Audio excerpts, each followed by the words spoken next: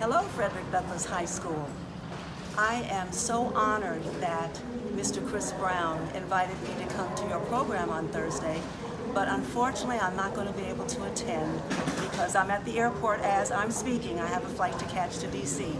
But I just wanted to let you know that if I weren't going to DC, I would definitely be at Frederick Douglass High School to celebrate Frederick Douglass's, on Thursday, it'll be his 201st birthday. And along with the ending of what has been a fantastic bicentennial year for Frederick Douglass. So what I'd like to do, this is Black History Month, and so I'd like to ask you, why do we celebrate Black History Month in February? Give you a couple of seconds to think about it. And those of you who might have said because it's the shortest month of the year, it's a big laugh, but that's not the reason. The reason is because it's Frederick Douglass's birthday. Now, you know he did not know when his birthday was. He knew he was born in the wintertime, but didn't know what year. In fact, he thought he was born in 1817. Turned out he was actually born in 1818. So you may see two dates at his birth, at his, where he's buried. Can we stop that over?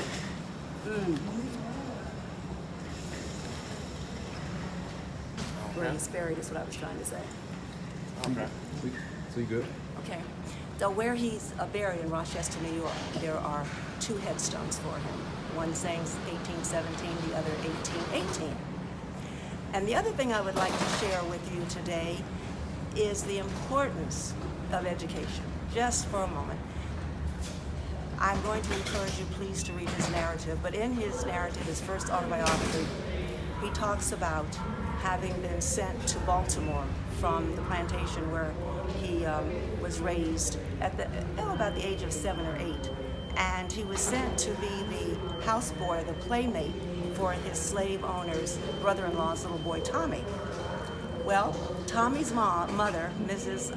Auld, did not know it was against the law to teach slaves to read and write. So as she was teaching Tommy his ABCs and to learn to read, she also started teaching little Freddie Bailey.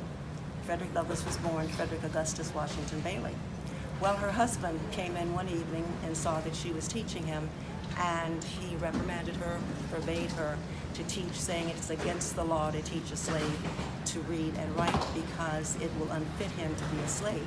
And as young as Frederick Douglass was, that hit his little head, his little brain, his magnificent brain, and said, if they don't want me to learn to read and write, that's what I'm going to do. That's going to be my pathway to freedom.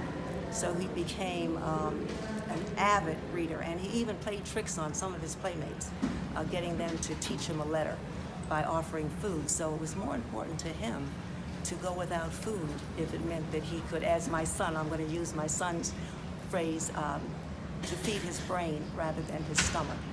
So I encourage you to please read his narrative, which the Library of Congress has deemed one of the 88 books that shaped America. As a matter of fact, I'd like to do a shout out to the students that I met a year ago this month at the Sloppy Floyd building, where you got to see Mike Lynn's exhibit and receive the bicentennial edition of the narrative. I hope by now you have read it and you have shared it with family and friends.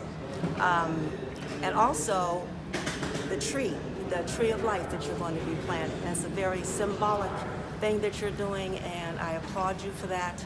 And I wish you a wonderful, wonderful celebration on the 14th. And no, I'm not there in person, but I will definitely be with you in spirit. Those of you who walk those halls of Frederick Douglass High School, I want you to hold your head up high, shoulders back, and be proud, but also learn about Frederick Douglass's legacy. The magnificent man that was born a slave and became a statesman. And I want you to learn everything that happened in between. So have a wonderful, wonderful day. I look forward to seeing you very soon. Thank you.